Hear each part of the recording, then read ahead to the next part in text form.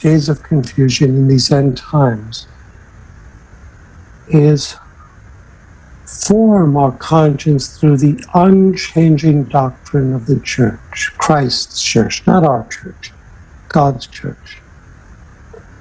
Number two, we must find those who are faithful to the teachings of Christ's church. Find those who are faithful to the magisterium and listen to them. Don't follow those who attack the church's doctrine, who attack the magisterium. You have to always be loyal to Christ's church. Remember, it's not our church, it's his. And then, of course,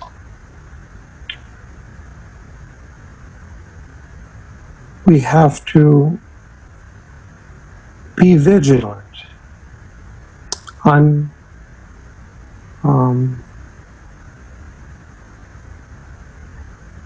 allowing only good sources to influence our minds. So we should not go running around on this internet blog or this internet site trying to create a potpourri or a melting pot of different spiritualities, devotions that contradict each other. You know, I see the websites out there that throw everything together, good and bad. And it's like, pick for yourself, choose for yourself.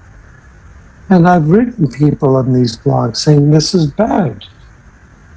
There are several out there. They post the latest news without discerning whether or not this is of God, with things that are approved by the church. So you have an admixture. This confuses us. It's better to avoid these blogs altogether and stick to only those or these websites or these sources that are faithful to church's magisterium. Otherwise, we're going to be confused, like headless chickens running around, never growing spiritually. And this is also why the church has taught since time immemorial that we shouldn't be mixing together all these different devotions into one thing. So it's not prudent for us to mix the divine will with this devotion, this devotion, this devotion, this devotion, this devotion. This is spiritual, this causes spiritual indigestion. And there's no heartburn pill that can fix it except just stopping.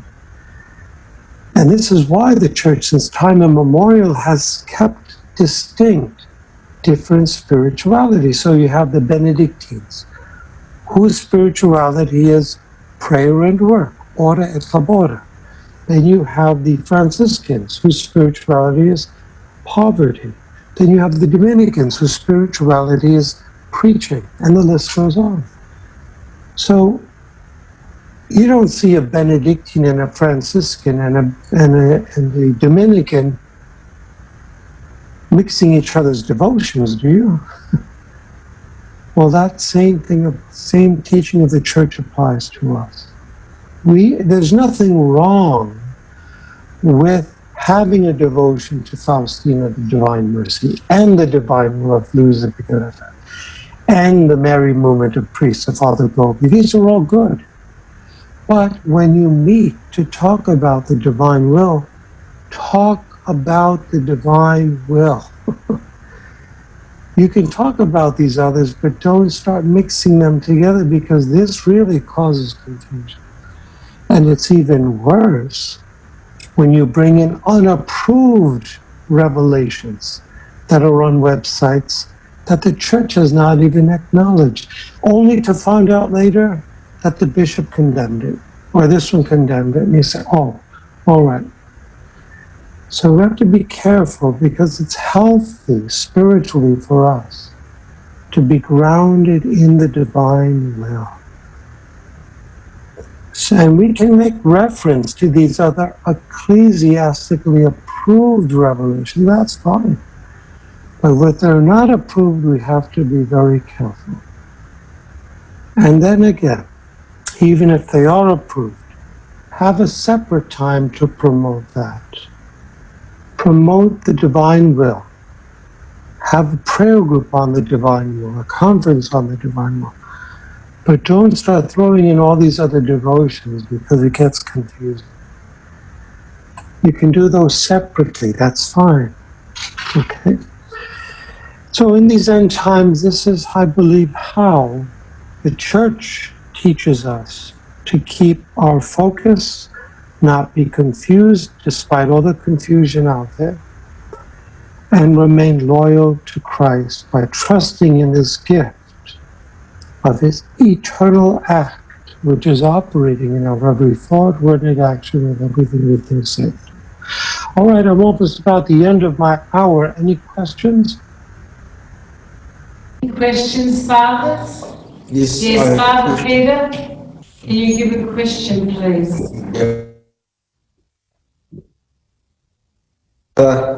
Joseph, I really appreciated that. I've got a question regarding the gift. You said that the gift, again, it's freely given by our Lord. It can change the present, the future, but also the past. Can you give me some examples of how it changes the past? Yes. The divine will impacts all things of all time. It impacts them. So Luisa, for example, when she was praying, went into Eden, her soul bilocated. Jesus uses this word over 100 times in her 36 volumes, bilocation. Now, it's not a physical, but a spiritual bilocation. Basically, the soul is immaterial, and it's not therefore confined to time or space, as is the body. So the soul can multi-locate. This is the whole principle underlying the rounds in creation. The soul goes into the sun, the moon, the stars. So Luisa goes back into the Garden of Eden, and she prays for Adam before the fall. And she says, I'm praying so that I can dispose Adam for his act of repentance after he commits original sin. How can she do that? If not by the power of God taking her soul, so to speak, and making it present, multiplying its presence in more than one place, like Christ in the Eucharist. When the priest consecrates the bread, if there are 1,000 hosts on the altar, in one act, he's present in every host.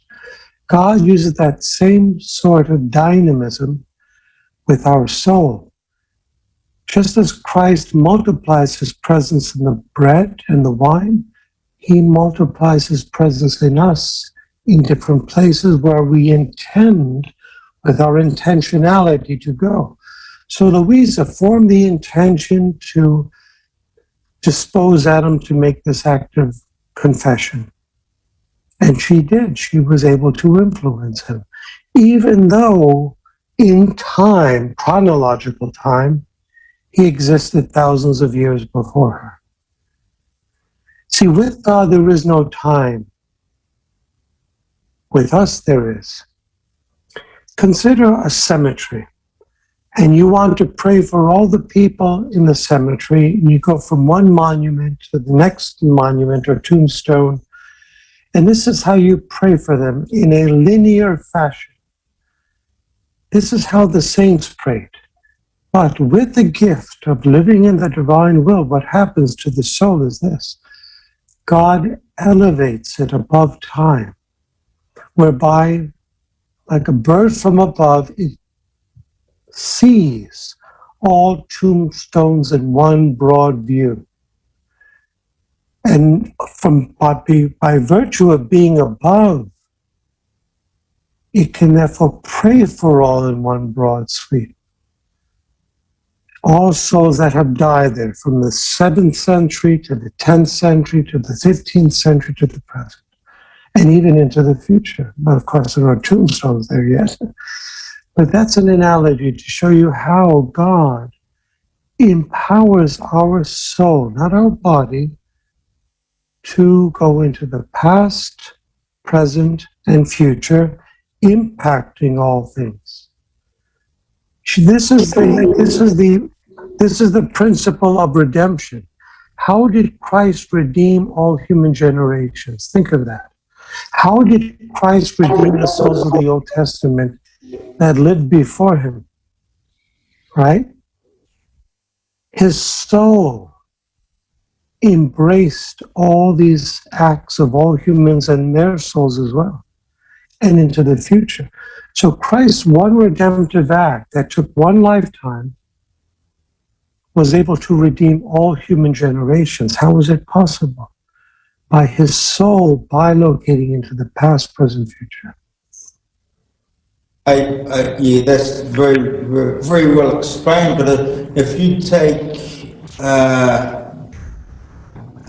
you take a soul that's any soul in the say 100 years ago, for instance, you might know your grandparent, and you're thinking, gee, I want to now use the gift to be able to go back to their life, to help them to have repentance over some sin, whatever, which could be the difference between them going to hell or purgatory. Could that affect that? Yes. Remember, the church teaches, the Council of Trent taught that the particular judgment will not be changed during the general judgment. So once a soul leaves the body, its particular judgment is pronounced definitively. Nothing can change that. So therefore, when at the final resurrection, the final judgment, the sentences pronounced will not vary from those of the particular judgment at the moment of the person's death. So even though these ancestors of ours died before us, our prayers do not change their particular judgment that God already pronounced. But what happens is that while they were alive, God had already applied our prayers today to them. Follow me?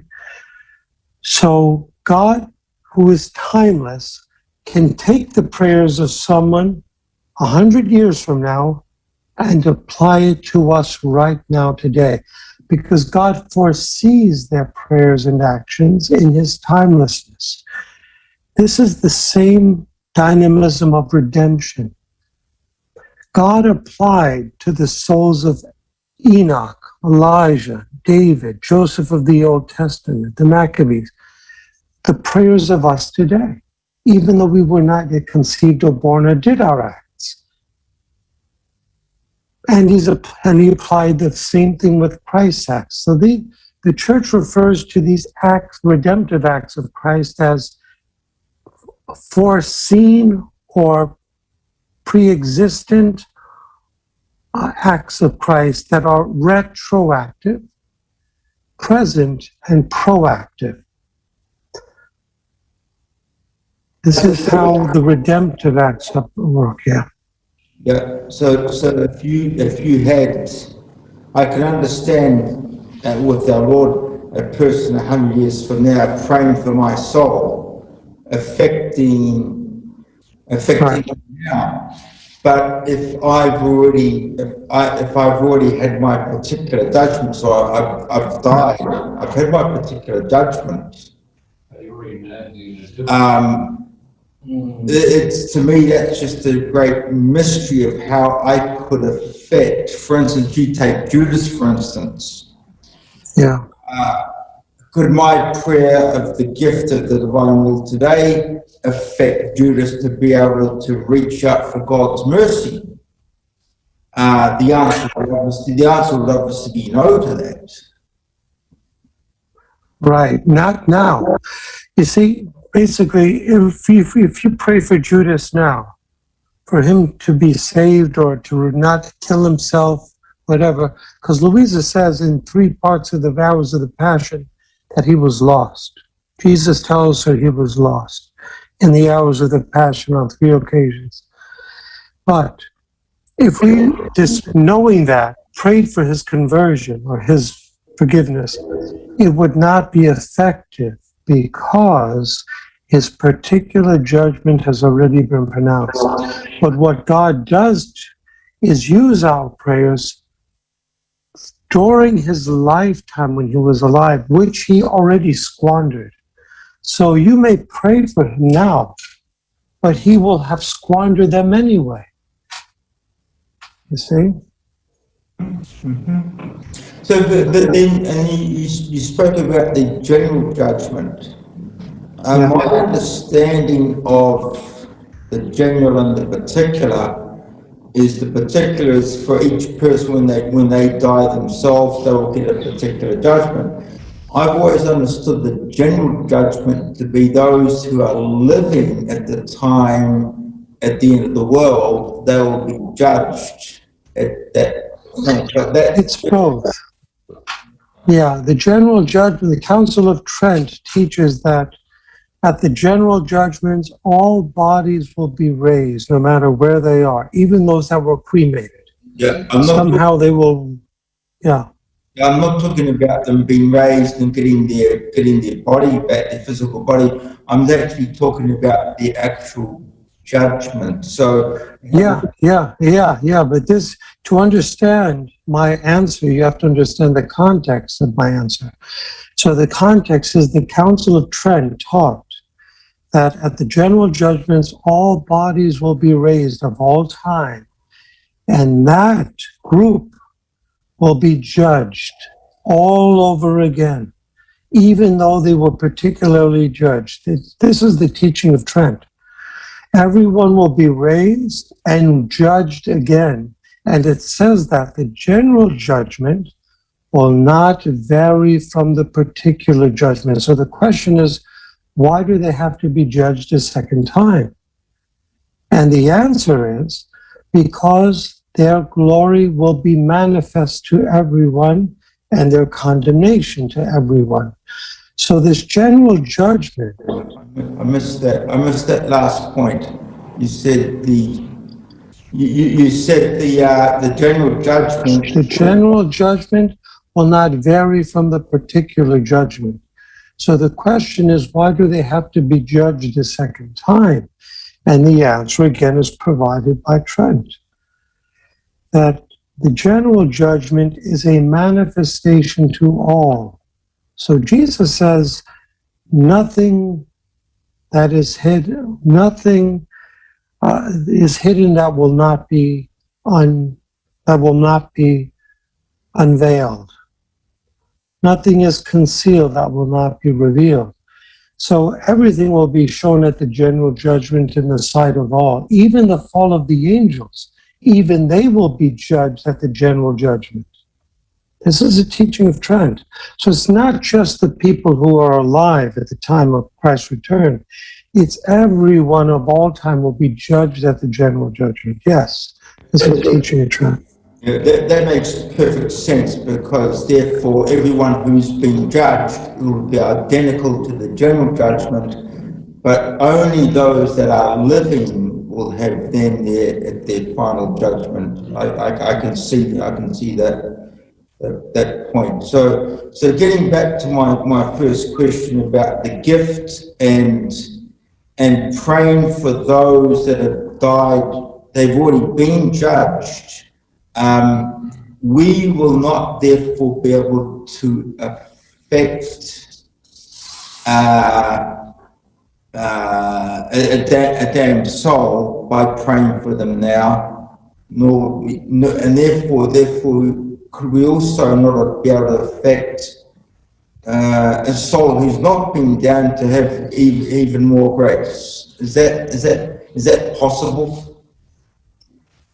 We cannot take a person out of hell. Never. Once you're in hell, you're there forever.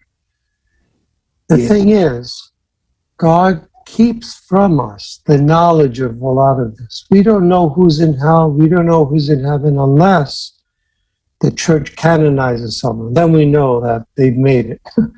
So there's a reason why God does not reveal this to us. We know very few people that are in hell, only from approved prophetic revelation like Faustina. Faustina says in her Diary of Divine Mercy that she recognized in hell when she went there some people she knew on earth. But how many people do we know that are in hell? We don't. We know maybe Judas because Jesus told Luisa that.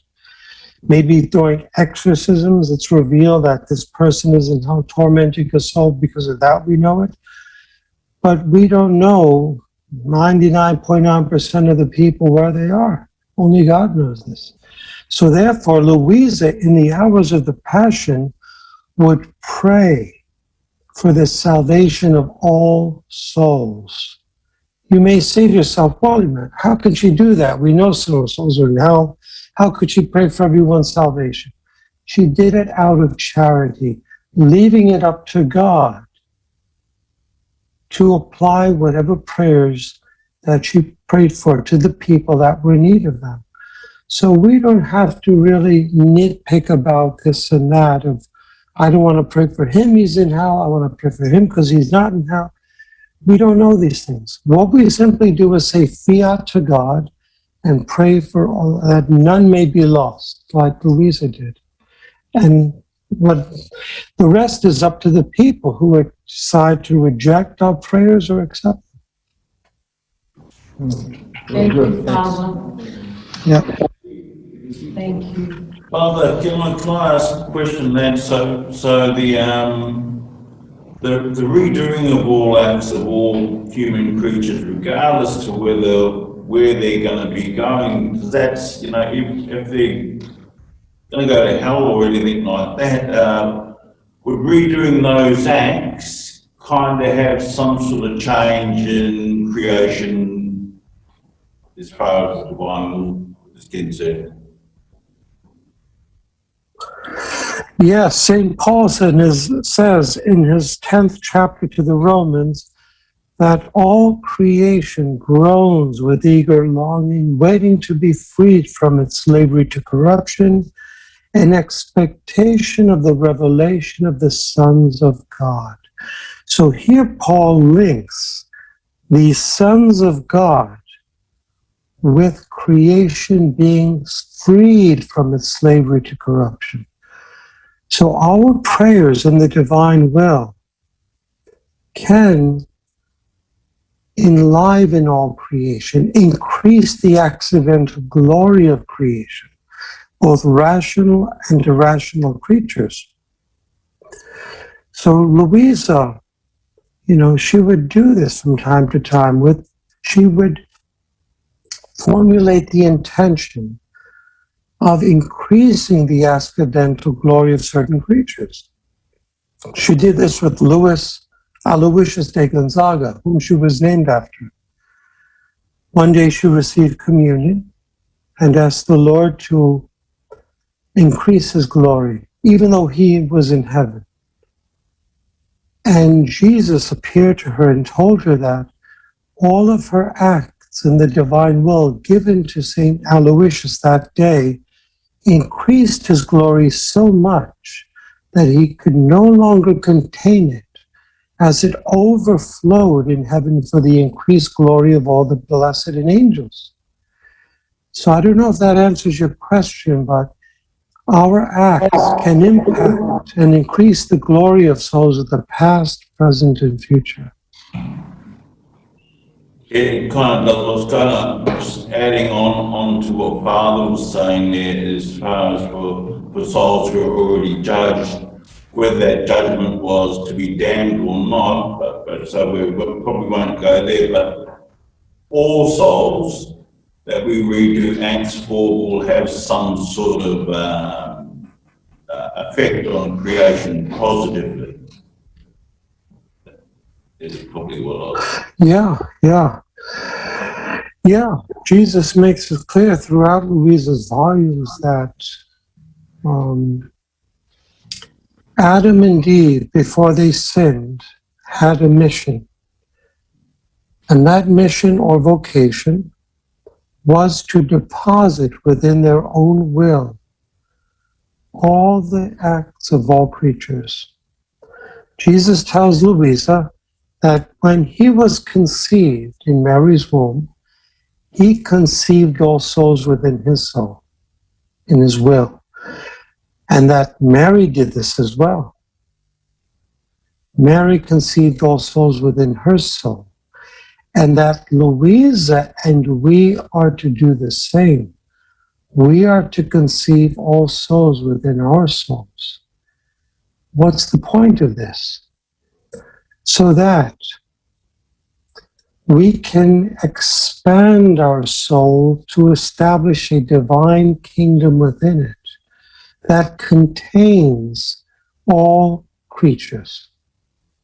Now, this is a spiritual reality. It's not a physical reality. And this was Adam and Eve's mission in Eden before they sinned. They were to, the word that Luisa uses is depositare, to deposit within their will all acts of all creatures. And this is our mission in life. When we do our rounds in creation, we place our I love you in every thought, word, and action of every creature, in the motions of the sun, in the movements of the grass. We are, in essence, allowing God's power. Remember, the gift of the divine will is not a virtue, it's a gift. Allowing God's power through our finite acts that he invests with an eternal quality to increase the glory of all creation. So Jesus tells Luisa these divine acts in his will maintain the harmony of the universe and increase their qualitatively their accidental glory. So yes, we can absolutely increase the glory of souls that are on earth, that are in purgatory, that are in heaven. Yeah. Thank you. Yeah. Yeah. So, Father, probably you made mention that for all those who have died, of course, we don't know where they are, whether they are in heaven or they are in hell. Just we keep praying for them. Of course, yes, that's true. We agree with that. So probably, I think even in the church, we have canonized many saints. So is it possible that any of those people canonized that die in hell, or all of them are there in heaven? You're very far away. I couldn't hear the question. They got modified. Very modified. Should I?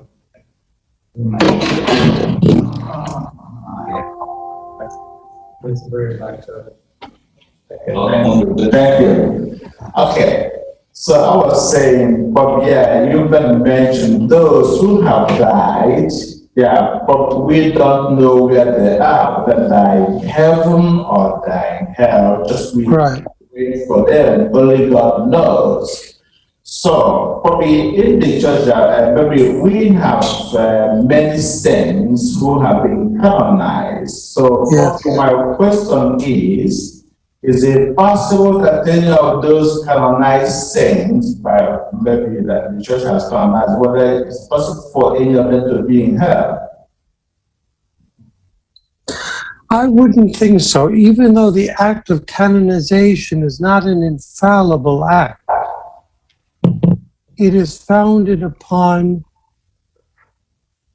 the testimony of those who knew that saint And that testimony requires proof, that is audible proof.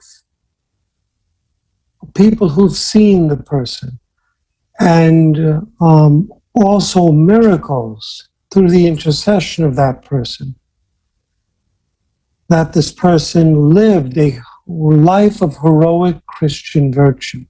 Now, anyone who lives a life of heroic Christian virtue cannot go to hell. That's a fact. Whoever lives a life of heroic Christian virtue cannot go to hell, because they're living in God's grace. And a person in God's grace doesn't go to hell. It's only if you're out of his grace that you go to hell. Mortal sin, unrepentant mortal sin, which is out of God's grace, can alone take you to hell. So the church has a process, an inquiry, where they examine meticulously the virtues, and they even have a devil's advocate to try to prove that they were not virtues, that they were just, selfish acts. Like with Pope John Paul II, Mother Teresa of Calcutta, you had the devil's advocate claiming she was stealing children off the street, Mother Teresa, and not helping them. But that was debunked. So the church goes through a process where they have to prove meticulously before devil's advocate that this person lived the virtues in a heroic manner, habitually, stably, and that through their intercession, 2 miracles that defy the laws of science exist. So that's a pretty difficult feat for someone who's going to hell to pull off. So I would say, even though the act of canonizing a person is not an infallible declaration of the church, the probability of it being wrong is like 99.9% impossible. Because they have to, the church will not canonize someone simply because they were popular. That's not good enough. They have to perform a miracle, 1, to be beatified, and 2, to be a saint. And the devil can't perform good miracles to lead someone back to the church. The devil can perform temporary things, but then, of course, in the end, it always founders. But good question, but I don't, it's a good question, but the probability is high that all the canonized are not in hell, very high. Thank you, Father. Any more questions? Father Nuzzi, we want to say thank you very much, Father Joseph. You're welcome. God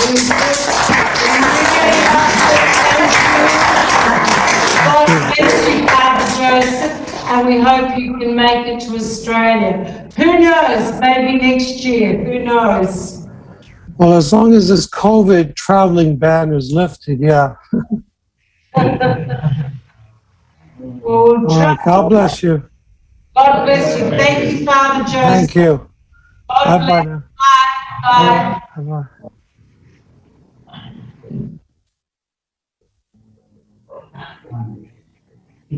That's good. That should generate. Liking this video and subscribing help us promote this content and the divine will. Thank you, and God bless.